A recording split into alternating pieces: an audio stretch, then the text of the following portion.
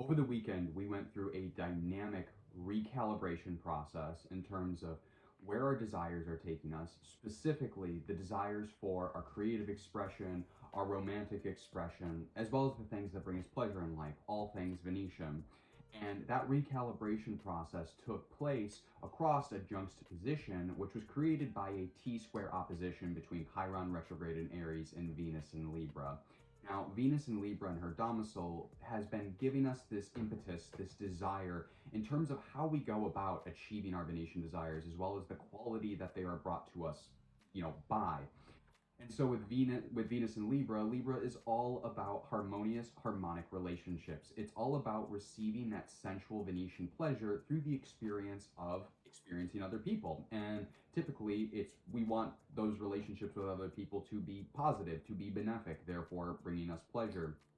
And so on the other end of that opposition, we had Chiron retrograde in Aries, flagging us essentially through the lens of Aries, which is all about individualism, it's all about self-expression. Aries type quality is that feeling of, especially when it comes to Chiron, is that feeling of like, should I have stood up? Should I have been myself?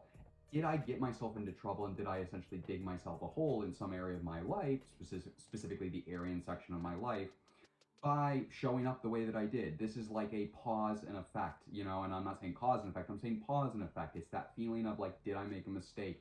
Did by doing something, by standing in my own individuality, did I actually make my Venetian desires too out of reach? Now, the expression point of that T-square that we had this weekend was Jupiter in Cancer. And this is essentially a reactivation of a T-square element that has been showing up for the past few weeks, basically connecting Jupiter and Cancer with action that's taking place in both Aries and Libra as we get celestial bodies that are transiting through those spaces. Now, obviously, once Venus leaves Libra, we're probably going to see the end of this reactivated dynamic T-square, except for what we're going to see this week. However, we'll get to that in the cosmological narrative, which this is the video for. This is the cosmological narrative for November 3rd and November 4th, Monday and Tuesday. And we have an action-packed week. We actually have several action-packed weeks, and arguably, like I have said, if you were present in my workshop this past week, it doesn't really seem like the energy is going to let up. We have lots of lessons to learn, lots of spiritual obstacles to integrate, and lots of evolutionary growth to encounter and to make a part of ourselves as we go into 2026. We finish this year of the snake, and it's like the rest of the year is bringing up all of this catalytic, dynamic energy for us to address wounds, heal insecurities, and show up in a stronger, more individualistic sense in our life, in a greater alignment with our spiritual incarnative duties. So let's break down the transits that are happening for both the 3rd and the 4th. There are quite a few. We're going to go through them relatively quick because there's just a lot happening. But like usual in the cosmological narrative, we have a continuity of a story that's already been playing out in our lives. So it's not like any of the energy that's coming about over these days is going to necessarily be new. We may be reacting to things. There may be things that are flying into our physical manifest reality that we have to respond to. However, it doesn't suggest that anything is really new. Nothing's really like surfacing that hasn't been surfaced before. So on the 3rd, we're going to have Mars in Scorpio at the anaretic degree of 29. Mars is in his domicile in Scorpio, which makes his action and motivations very strategic, very precise, very calculated. But also, there is a strong drive to make a transformation to our skeleton closet, our personal underworld, which is the scorpionic area of our chart. And we have been feeling this, obviously, for a good month or so now. We have been feeling really driven to essentially like flip the mattress, flip the table, we're looking what's on the other side, which is Scorpio. And at the 29th degree, this is a culminative effect. Essentially, this is Mars wrapping out his chapter, his storyline in his own domicile of Scorpio. And at 29 degrees, with that trine to Neptune retrograde in Pisces, which I love this aspect, honestly. There is nothing like Martian drive and movement forward and a need to transform something. That's the fuel we're using for that motivation, making that harmonious Jupiterian expansionary energy between Neptune retrograde in Pisces, which has been pulling back the fog and showing us where we need to essentially ego check ourselves for the better or the worse. This is like, you think you are too high in the spiritual posture, you think you're a prophet, you think you're a high priest. kind of like think again. There's lessons to be learned. You need to integrate yourself in the collective. And alternatively, this is like, oh, you think you're just like a peon? You think you're just like a human supposed to have no purpose in this life? Well, think again. You actually have a very dynamic purpose in this life, and Neptune is trying to show you what that is by pulling back the fog in the Piscean area of your chart. So this harmonious trine, and I'm spending more time on this aspect because I really like this aspect both personally and in terms of what it allows us to do on our spiritual journey. The trine with Jupiter suggests that whatever Mars is finalizing in Scorpio and expanding into the Piscean section of our chart, there's like this action and drive that is from a place of guardian angelship. And what I mean by that is when Jupiter's in Cancer, he very much acts as an orchestrator. He's like a puppet master, kind of controlling these other celestial planets, which is so fascinating because he's so greatly implicated in this grand water trine that we have going on and has been a fundamental part of all of these T-square aspects, specifically as a relief point of these T-square aspects. It's essentially like Jupiter's putting us through all these pressure cooker moments where he's forcing us to embody the lessons he's been bringing us in the Cancerian section of our chart, which is all about nurturing, mothering, showing up for ourselves, and essentially caretaking for ourselves in a way that allows our cup to be full so we can pour out to other people in need. You know, the healer cannot have an empty cup, and that's what Jupiter has really been showing us via the Cancerian area of our chart. So again, going back to that initial aspect, which I've now spent a minute and a half kind of talking about and summarizing, Mars trining Neptune retrograde is like this drive and this impetus because we suddenly click and we realize, oh, this is our spiritual posture. This is our position in the collective. Now let's go get it. Let's go make change. And that 29th degree is essentially, it's like coming up against an internal program belief. And as that Neptunian information kind of settles and the fog's pulled back, we kind of see where and who we are. Suddenly that impetus again, which Mars has in Scorpio to make a dire major transformation, is kind of scattershotted because Mars in the next day will enter Sagittarius. So it's like Mars has been very practical and suspicious, pragmatic, very much strategic in how he's going about making these changes. And now it's like something clicks and Mars just goes wild, and I'll talk about what Mars in Sagittarius's quality is like, because it's essentially like we're kind of like breaking out of our own personal underworld and we're then like suddenly exploring the world because some sort of internal programming that kept us from exploring the world previously is now been relieved, or we're at least like acknowledging it in such a way that allows us to move forward and continue to make those changes now in the Sagittarian area of our chart. Now taking place as well on the 3rd is we have Venus in Libra making a quincunx to Saturn retrograde in Pisces, and the moon going conjunct with Chiron retrograde in Aries.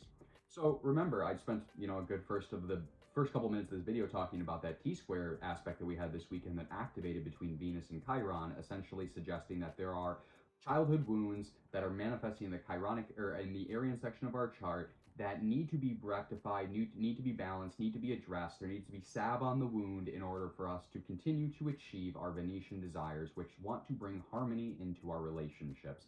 So it's essentially like there's something, which is the Chiron wound, that's something. There's something, some sort of programming, some sort of belief that's not allowing us to step into a more harmonious perspective and a harmonious approach to our relationships. So with Venus going quincunx with Saturn, it's like we had that recalibration period this weekend where that childhood wound was flagged, and we know we need to pay attention to it now in order to move forward with our Venetian desires. It's not stalling us out, but it's like something that really needs focus, attention, and like medication, the salve on the wound, so to speak. And that's further, created and exponentialized with the moon going conjunct with Chiron retrograde in Aries the following day after the perfection of this T-square, which happened on the 2nd on Sunday. And when the moon goes conjunct with Chiron retrograde in Aries, it's suddenly like our emotional body understands what that childhood wound is. And even if it hurts, even if like we don't want to deal with it, we understand what it is and why we need to deal with it. We're coming to like a terms of like, oh, this is that thing that's keeping me from my Venetian balance in the Libran section of my chart. And then the Venus quincunx, Saturn retrograde in Pisces, it's that void moment. I always describe quincunxes as incompromisable void moments.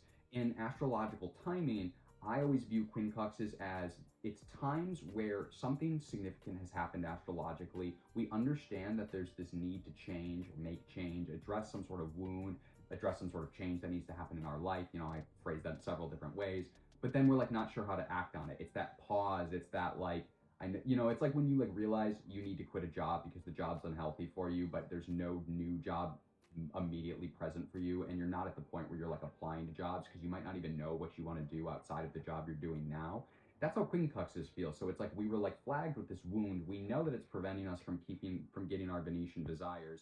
And the Venus quincunx with Saturn retrograde in Pisces is that it's that void point between our desires and the obstacles and limitations that Saturn is bringing in the Piscean section of our chart, which suggests that that childhood wound is fundamentally connected with the growth that we are experiencing via Saturn in the Piscean section of our chart. See, I love astrology because it's like all of the pieces of the chart, they all play together. They all tell different pieces of the same story.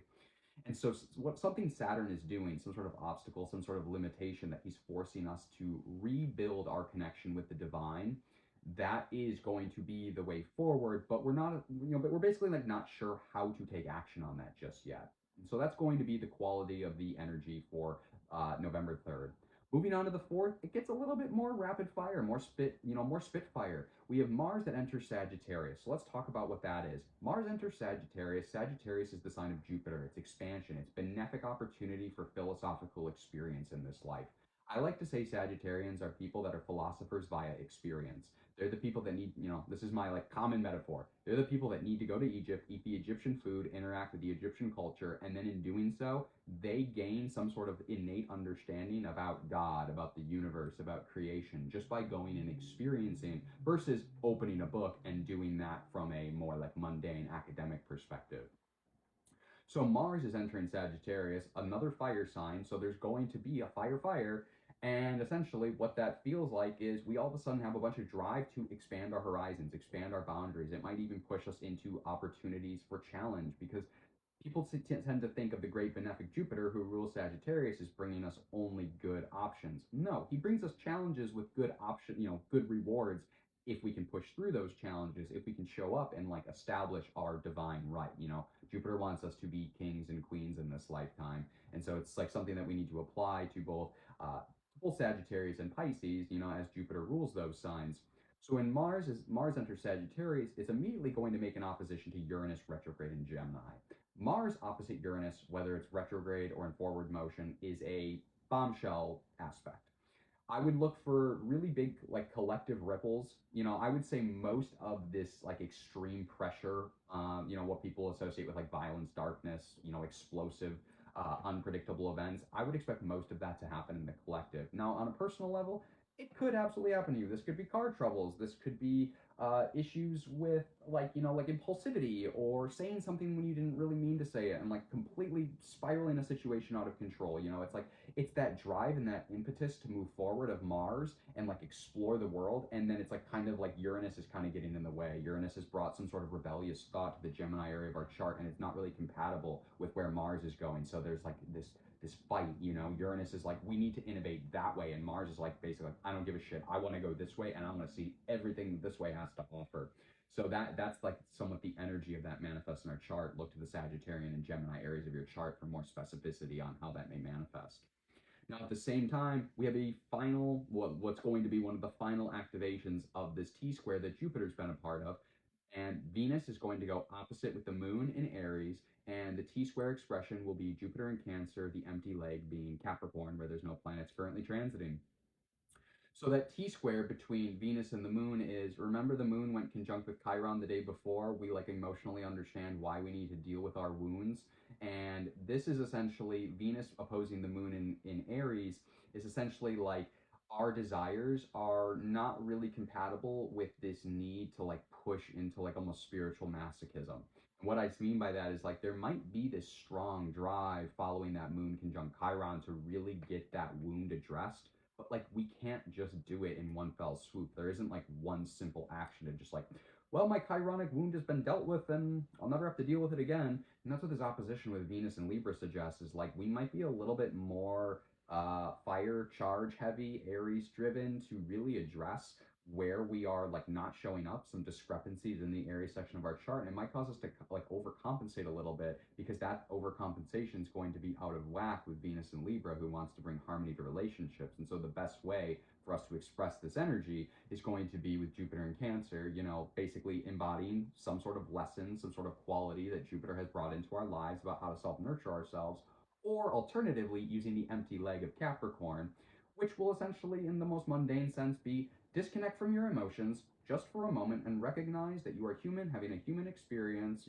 like a spiritual experience in a human body, and that emotions come, emotions go, your desires come, your desires go, they alter, they modify. Like, don't get too hung up on attachments, I guess would be the best modality of action for taking action in that Capricorn area of our chart. It's kind of like get over your feelings and get back to work in the Capricornian area of your chart, and that would be another positive expression of this energy.